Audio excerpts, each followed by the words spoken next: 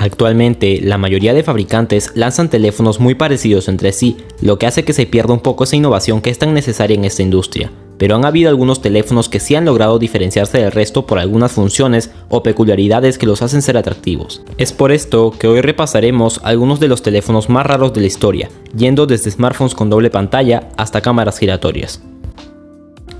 Empezamos el video con un teléfono de Samsung, el Galaxy Continuum. Creo que la mayoría de personas conocen lo que hizo Apple a partir del año 2022 con sus iPhone 14 Pro. Hablo de la Dynamic Island, pues hay personas que dicen que Apple se copió de teléfonos como el LG V10 con pantallas secundarias con las que podías acceder a funciones parecidas que la Dynamic Island, algo con lo que no estoy para nada de acuerdo, pero bueno. El punto es que si hablamos de pantallas secundarias en un teléfono con Android, el LG V10 no fue primero. Antes de él, Samsung lanzó un teléfono con una pantalla secundaria en la parte inferior de la pantalla principal. Concretamente, era una pantalla de 1.8 pulgadas Super AMOLED, teniendo la misma calidad que la de la pantalla principal de 3.4 pulgadas. El objetivo de esta segunda pantalla era poder mostrar cierto tipo de contenido del teléfono en esta pantalla, de manera que puedas visualizar cosas como las notificaciones, el clima y muchas otras cosas más, al mismo tiempo que estabas usando una aplicación en la pantalla principal. El uso más útil que yo le veo a esta pantalla era el poder tener acceso al reproductor de música desde esta. Creo que poder pasar de canción, detenerla o volver a la anterior mientras estás haciendo cualquier otra actividad sería bastante útil, o por lo menos así lo veo yo. Lo malo es que la pantalla principal, incluso para el año 2010 en el que fue lanzado, era bastante pequeña, lo que restaba un poco en el uso diario del dispositivo. Pero esta idea de una segunda pantalla no fue muy bien recibida por el público, principalmente porque no muchas personas le encontraban utilidad a algo así. Preferían que en lugar de tener una pantalla secundaria, la pantalla principal sea más grande y listo, por lo que este Galaxy Continuum no tuvo para nada éxito. Samsung no volvió a lanzar un teléfono así y siguió con una idea de teléfono un poco más conservadora con sus siguientes modelos, consiguiendo destacar años más tarde como uno de los mejores fabricantes que hay disponibles en Android. Yotaphone. Tal vez no te suene para nada este teléfono, y es que la empresa que lo fabricaba no era muy conocida. De hecho, es una de las únicas empresas que fabrican teléfonos que provienen de Rusia, un país que no está muy metido en el mundo de los smartphones. Pero esto no es lo único extraño del teléfono, y es que al igual que el anterior, también tiene dos pantallas, pero en un formato completamente diferente. Por delante, parece un teléfono completamente normal, con unos marcos bastante grandes, pero era lo normal para el 2013, año en el que fue lanzado. Lo raro viene en la parte trasera, donde no nos encontraríamos con el típico diseño de todos los teléfonos, sino que tendríamos otra pantalla más, y para hacerlo aún más extraño, esta pantalla era de tinta electrónica. Usaba una tecnología parecida a la que usa Amazon con sus Kindle, perfecta para poder interactuar con ella sin cansar tus ojos y con un consumo energético mucho más eficiente que una pantalla tradicional. Esta pantalla estaba pensada para una gran cantidad de situaciones. Por ejemplo, si querías leer un libro en el teléfono, era tan simple como voltear el dispositivo y usarlo como si de una Kindle se tratase, siendo lo mejor para esta actividad. Pero también servía cuando no tenías mucha batería, ya que podías usar tu teléfono de manera completa desde esta pantalla de tinta electrónica, reduciendo así el consumo de energía, lo que sin dudas era útil en situaciones de emergencia en la cual no puedes quedarte sin batería de ninguna manera. Algo bastante atractivo era que podías personalizar la parte de atrás como si de un fondo de pantalla se tratase, por lo que podías modificar el diseño de la parte trasera a tu gusto. Lo malo es que sus características técnicas no acompañaban su diseño tan innovador, cojeando de varios aspectos clave en un teléfono. Su rendimiento no estaba a la altura de su precio que rondaba los $600, con lo que en ese año te podías esperar un procesador de gama alta, pero lamentablemente no era así. Además, no contaba con una calidad de pantalla muy buena, era una IPS de no muy buena calidad. Esto, junto con su batería pequeña de 1800 mAh, hacían que no sea un buen teléfono en general.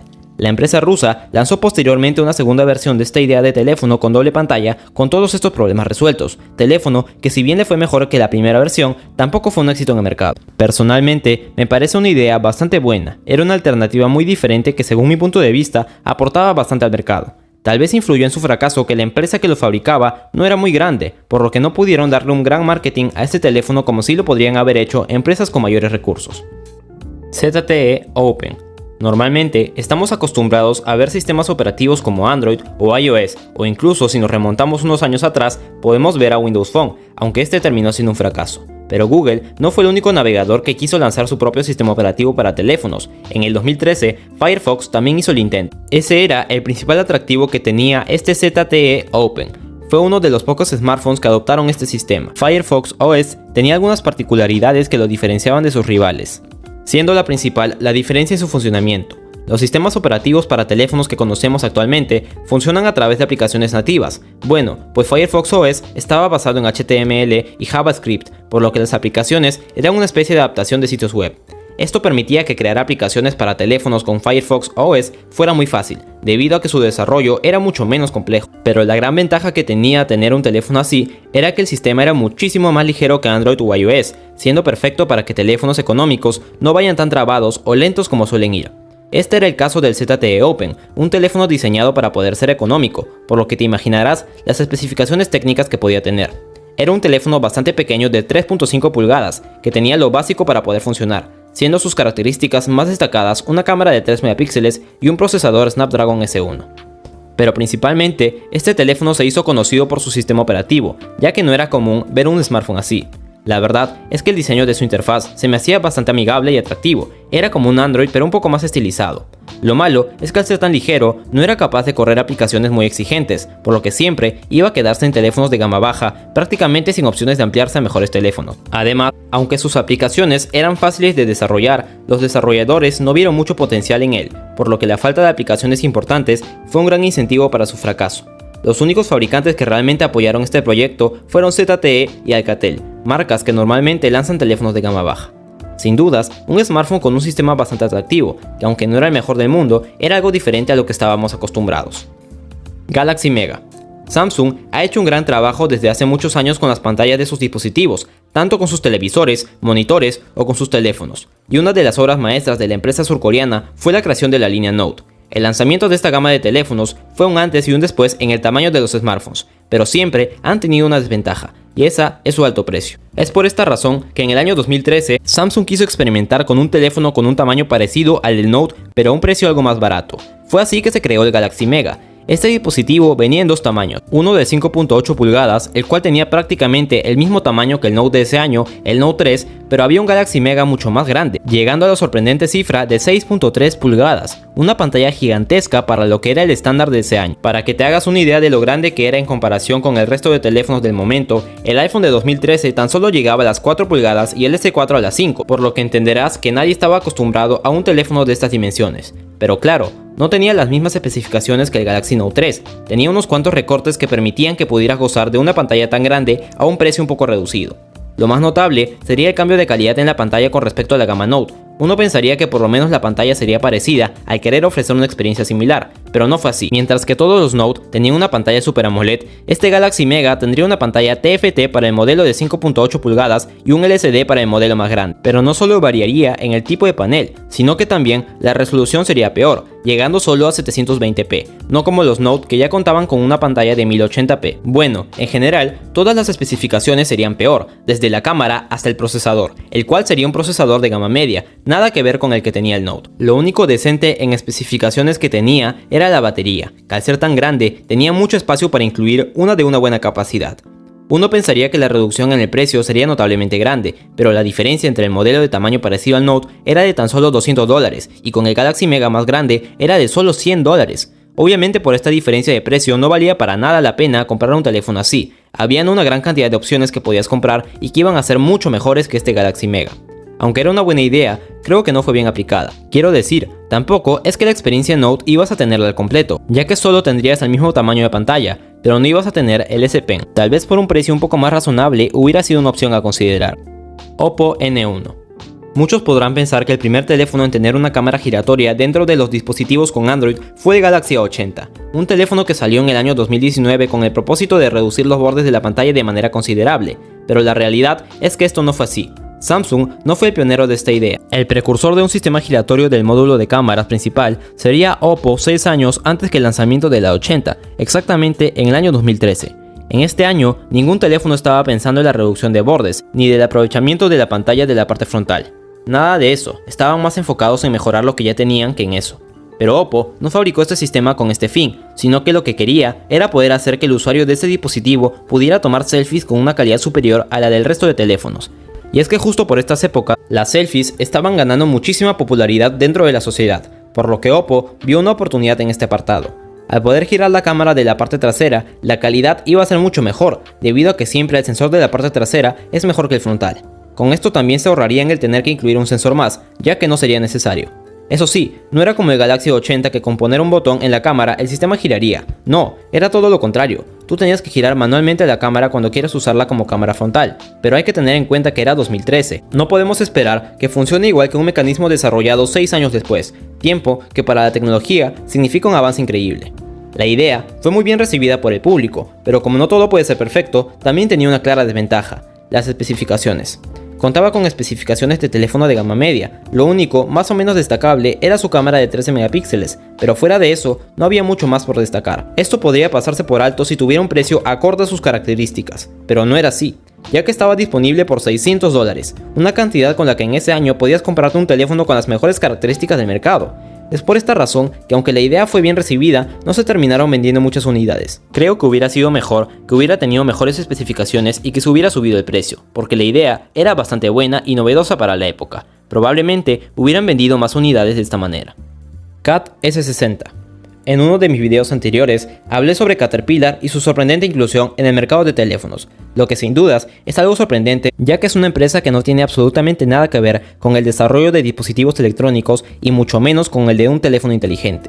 Pero estos teléfonos desarrollados por Caterpillar terminaron siendo bastante buenos para el segmento al que está dirigido, para personas que quieren tener un teléfono muy resistente y que funcione en todas las condiciones posibles.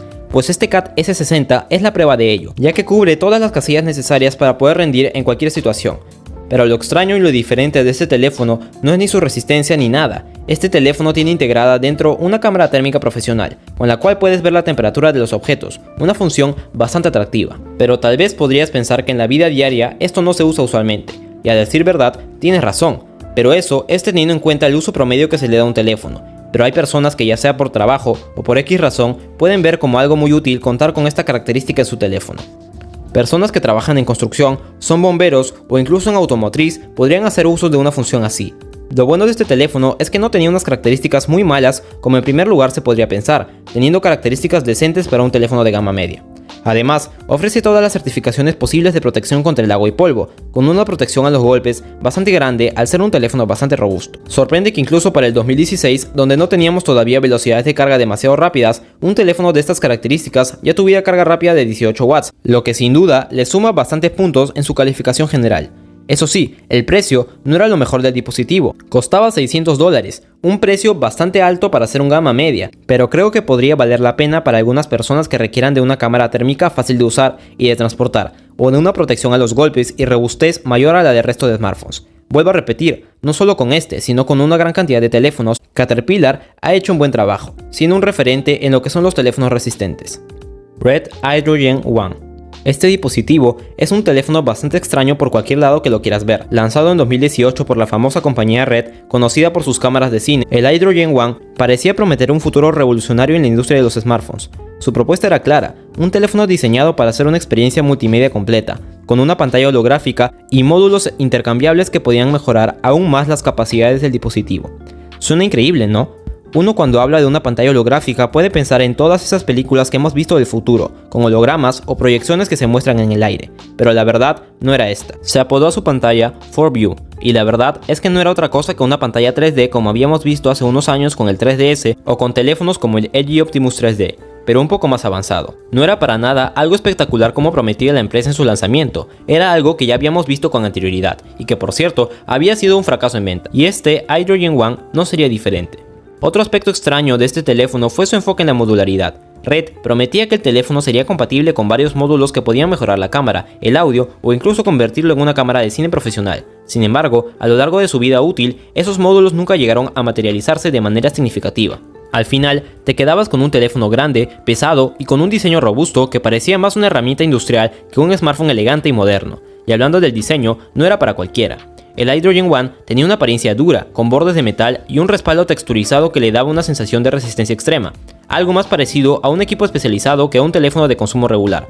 Sin embargo, este diseño tan robusto lo hacía incómodo de usar para muchos, especialmente porque era mucho más grueso de lo normal y a la vez mucho más pesado. Ahora, si miramos las especificaciones, tampoco eran nada del otro mundo. Venía con un procesador Snapdragon 835, que para 2018 ya estaba algo desfasado. Los teléfonos de gama alta de ese año ya estaban utilizando el Snapdragon 845, por lo que en términos de potencia, el Hydrogen One quedaba detrás de sus competidores. Su cámara, aunque venía de una empresa experta en este campo, tampoco resultó ser lo que muchos esperaban. A pesar de las expectativas puestas en Red por su reputación en la industria cinematográfica, las cámaras del iDragon One no estaban a la altura de lo que se veía en otros smartphones premium de la época. El precio de este dispositivo fue otro de sus grandes problemas. Costaba alrededor de $1.295, un precio bastante desorbitado para lo que ofrecía, especialmente cuando no cumplía con las promesas que había hecho. Esto lo convirtió en un teléfono de nicho que solo los más curiosos o fanáticos de la empresa llegaron a considerar. Este fue un teléfono bastante raro, y que terminó siendo más atractivo por sus peculiaridades que por ser un buen teléfono. Realmente, no era una buena opción si querías un teléfono que dé la talla. Hemos podido ver que aunque existen una gran cantidad de teléfonos con funciones nuevas, innovadoras y que en un inicio puedan parecer útiles, la gran mayoría de veces terminan fracasando. Lamentablemente, esto hace que menos empresas quieran arriesgar y lanzar cosas diferentes al mercado, lo que sin dudas es una pena. Si te gustó el video, no te olvides de suscribirte y de activar la campanita para más. Soy tu tío Tecno y nos vemos en el próximo video.